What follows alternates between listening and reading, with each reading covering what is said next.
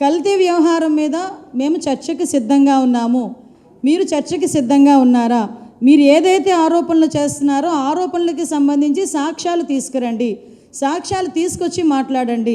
సాక్ష్యాలు లేకుండా ఎక్కడో సాక్షి పేపర్లో ఉన్న తతంగాల్ని తీసుకొచ్చి ఈ సభని ఆటంకపరచడం కానీ, సభా సమయాన్ని వృధా చేయటం కానీ మంచిది కాదు అని చాలా క్లియర్గా చెప్పున్నారు. అయినా ఎగైన్ ఈరోజు మేము చర్చకు సిద్ధమని చెప్పి నిన్న మా మంత్రి గారు చెప్పిన తర్వాత కూడా ఎగైన్ ఈరోజు మళ్ళీ వాళ్ళు అదే చర్చ కావాలి అనేటప్పుడు కూడా మేము కూడా చెప్పున్నాం. నేను డైరెక్ట్గా ప్రభుత్వం ఏ చర్చకైనా సిద్ధంగా ఉంది, ప్రజాహితం గురించి ఏ చర్చ గురించి అయినా మేము సిద్ధంగా ఉన్నాము, కల్తీ లడ్డు గురించి చర్చించడానికి కూడా మేము సిద్ధంగా ఉన్నాము, చెప్పండి మీ చర్చకి సిద్ధమేనా అని మాట్లాడితే తిరిగి ఎల్ఓపి గారు తన నోటుకొచ్చినట్టు ఆయన మాట్లాడి సభ వాయిదా వేసుకుని వెళ్ళిపోవటం జరిగింది. అంటే 2 రోజులు, యాక్చువల్గా 4 రోజులు ఇచ్చిన బడ్జెట్కి సంబంధించిన డిస్కషన్లో 2 రోజులు అసలు సంబంధమైన ఇష్యూని, సంబంధమైన కంపెనీలని తీసుకొచ్చి అవాస్తవాలను మాట్లాడి 2 రోజుల సభా సమయాన్ని వృధా చేయటం అనేది చాలా క్లియర్గా మీరందరూ కూడా చూశారు. యాక్చువల్గా వీళ్ళు, నేను చాలా క్లియర్గా ఈరోజు ఛార్జ్షీట్లో కూడా సిబిఐ ఛార్జ్షీట్ కానీ సిట్ వాళ్ళు గవర్నమెంట్కి ఇచ్చిన రిపోర్ట్లో కానీ చాలా క్లియర్గా కల్తీ లడ్డు, ఆ లడ్డు విషయంలో అడల్ట్రేషన్ జరిగింది, గీల అడల్ట్రేషన్ జరిగింది. కొన్ని సందర్భాల్లో అయితే అసలు గీయే కాదు, అది ఒక రసాయనాల ముద్ద అని చాలా క్లియర్గా అందులో పేర్కొన్నారు.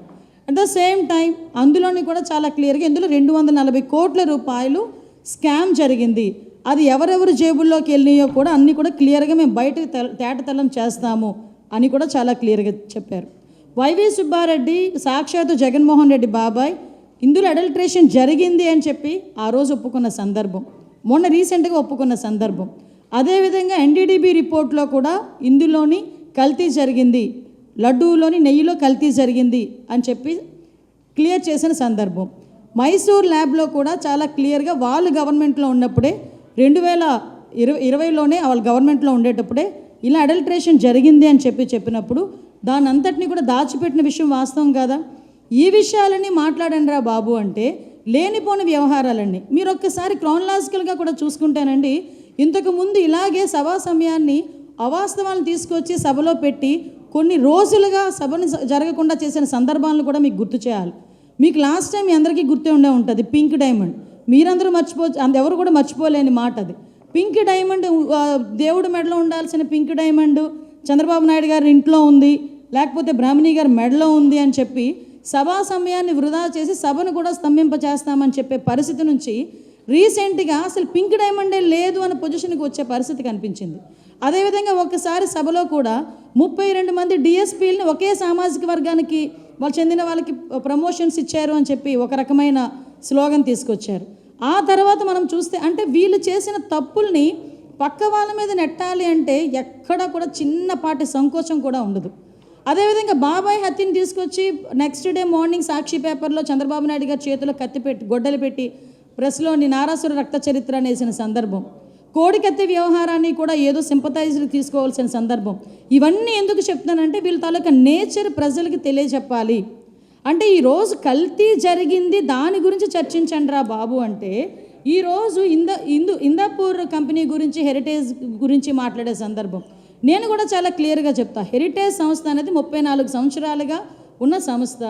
ఈరోజు వరకు హెరిటేజ్ సంస్థ నుంచి ఏ ప్రభుత్వ రంగ సంస్థలకి కూడా ఎటువంటి సరఫరా కూడా జరగలేదు. నెయ్యి ఎటువంటి సరఫరా, ఏ దేవాలయాలకి నెయ్యి సరఫరా జరగలేదు. వాళ్ళు ఒక సిద్ధాంతం పెట్టుకున్నారు, వాళ్ళ కంపెనీ నుంచి ఏ దేవాలయాలకి కూడా నెయ్యి సరఫరా చేయకూడదని సిద్ధాంతం పెట్టుకున్నారు. వీళ్ళు ఏదైతే ఇందాపూర్ కంపెనీ గురించి మాట్లాడుతున్నారో ఆ కంపెనీ నుంచి హెరిటేజ్, అది కూడా ఉత్తర భారతదేశంలో చీజ్, అదేవిధంగా స్కీమ్డ్ మిల్క్, అదేవిధంగా కొంత పన్నీరు వాళ్ళు హెరిటేజ్ వాళ్ళు కొనుగోలు చేశారే తప్పించి హెరిటేజ్ వాళ్ళు ఏది కూడా సరఫరా చేయలేదు. దేనికి అండి ఇంత రాద్ధాంతం చేస్తున్నారు? అసలు దానికి దీనికి సంబంధం ఏంటి? అరే కల్తీ జరిగిందిరా బాబు దాని గురించి మాట్లాడరా అంటే అలా కాదు, ఇప్పుడు ఇందాపూర్కిను హెరిటేజ్కి ఏదో సంబంధం ఉంది అంటే ఏంటంటే దేనికి సంబంధం లేని విషయాన్ని బయటకు తీసుకొచ్చి రాద్ధాంతం చేస్తే ప్రజలు మభ్యపెట్టేయచ్చు, వాళ్ళ తాలూకా తప్పులు కప్పిపుచ్చేయచ్చు అనే సందర్భాన్ని అయితే చాలా క్లియర్గా చెప్తున్నాం. అన్న కర్మ ఏమిటంటే ఈ మనిషికి దేవుడు అంటే భయము లేదు, భక్తి లేదు. దేవుణ్ణి సైతం రాజకీయాలలో వాడుకునే అన్యాయమైన బుద్ధి ఈ రాజకీయ నాయకుల్లో ఉంది. కాబట్టి ఈ చంద్రబాబు నాయుడు గారు లాంటి అన్యాయమైన రాజకీయ నాయకులు ఉన్నారు కాబట్టే మన కర్మ మనకి నిజంగా రాష్ట్రానికి రాబోయే రోజుల్లో దేవుని ఈ పాపం, దేవుని కోపం ఆంధ్ర రాష్ట్ర ప్రజల మీద పడకుండా దేవుని నేను వేడుకుంటా ఉన్నాను. ఆ పాపం అనేది చంద్రబాబు నాయుడికే పరిమితం కావాలి. చంద్రబాబు నాయుడు అబద్ధాన్ని మోస్తా ఉన్న చంద్రబాబు నాయుడు గారి కూటమికి మాత్రమే పరిమితం కావాలి అని చెప్పి, చంద్రబాబు నాయుడు గారు అబద్ధాన్ని మోస్తా ఉన్నా, అబద్ధం అని తెలిసినా కూడా మోస్తా ఉన్నా ఆ నాయకులకే పరిమితం కావాలి అని నిజంగా దేవుణ్ణి అందరం ముక్కోవాలి, ముక్కుంటున్నాం కూడా.